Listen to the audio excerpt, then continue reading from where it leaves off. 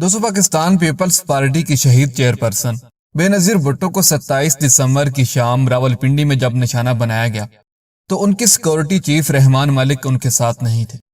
رحمان ملک لیاقت باغ کی جلسہ گاہ سے فرات اللہ بابر کے ہمراہ پہلے ہی چلے گئے تھے۔ بے نظیر بھٹو پر جب جان لیوا حملہ کیا گیا دونوں بلاول ہاؤس اسلام آباد میں موجود تھے۔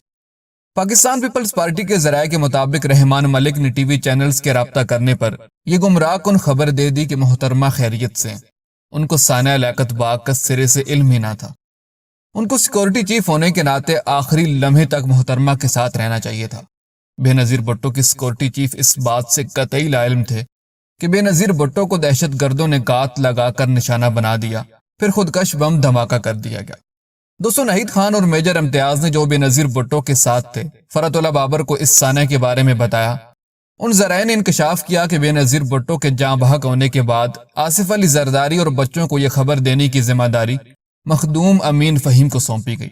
مخدوم امین فہیم نے خود کو صدمے سے سنبھال کر آصف علی زرداری کو بتایا کہ محترمہ اب دنیا میں نہیں رہیں۔